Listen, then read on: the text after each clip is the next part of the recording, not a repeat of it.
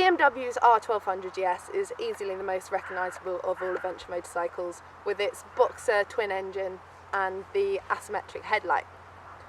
It's sold tens of thousands of copies since its launch about 15 years ago, and it's arguably one of BMW's most successful motorcycles to date.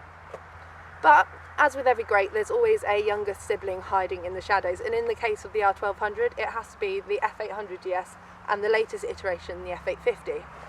We've brought the two bikes, separated by 10 years, to Snowdonia, where we've taken them on and off-road to give them a comprehensive test. So, Leo here is the owner of this F800GS from 2008, and this is my long-term F850GS, which I've had for about 3.5 months now and covered just north of 4,000 miles on. So Leo, having ridden both, what do you think? So the F800 isn't like the 1200GS. Instead of having the balanced boxer like this, it's turned on its side, so as it goes up and down it vibrates. It's got a sort of counter lever, but when you're at the high revs on the motorway you do get a buzz from it. But it's different because it's more like a big 800cc dirt bike. It's got big upside down forks, it's got lots of suspension at the back.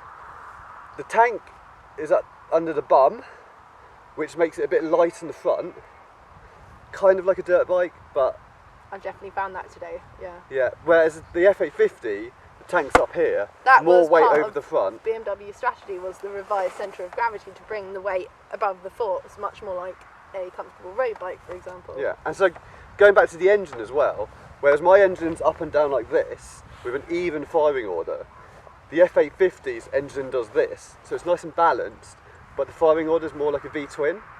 So what you get with this is you get good power down low, kind of like a dirt bike. It's good off-road like that. But when you're on the highway and when you're going a bit faster, the unbalancing comes into effect, and the F850 is much smoother on the road. So the F850 really pips the F800 to the post, is what you're saying? Off-road, I still like the F800. But why is that? Go on.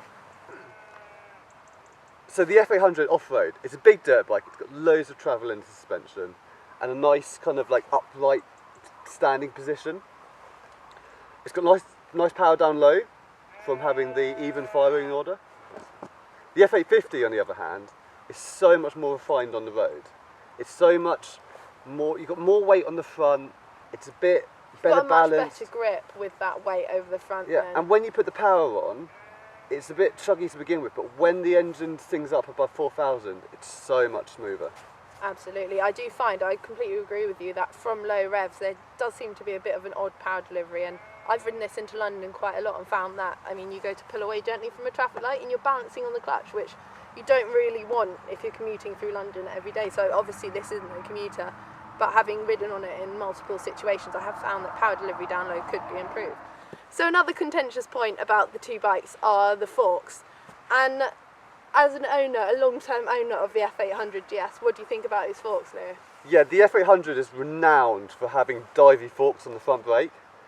The F850 is better, but marginally, and considering it was such a known thing, BMW really should have done a better job of sorting out the front forks. And aftermarket adjustments do make them better, so BMW have no excuse for not having the forks in a better state straight out of the factory.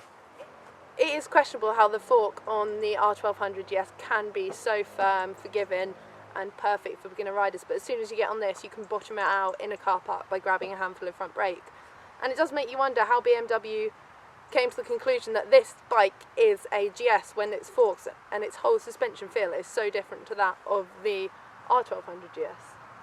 And this goes back to what you're saying, is you think of it as a different bike rather than a GS itself. Yeah. And I think kind of one final thing to say about this, it's a very capable bike, it's very good off-road, it's okay on-road, it's a little bit difficult to live with. The display's a bit crappy, you've got ABS which is kind of a bit annoying, kind of butts in. Yeah. The F850 is so much better to live with. It's got a lovely TFT dash, it's got dialable cruise control, loads of settings, ABS, traction control. It's just all of these things that make it easy to live with, but it's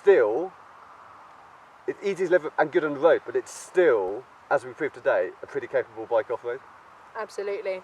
And going back to your point, I do think the reason that the F800 is so massively undersold was that it just doesn't have the on-road finesse of the R1200. And when you consider the target audience is a lot of people who do a lot of miles on road, they're not going to want to compromise their comfort with a vibey engine up high. So that's really the reason we think the F800 didn't sell very well. And with the improvements done on the F850, hopefully going forward, I mean this model was only launched at the beginning of this year, I believe. So hopefully going forward, the F850 will find the place it truly deserves in the GS and adventure markets.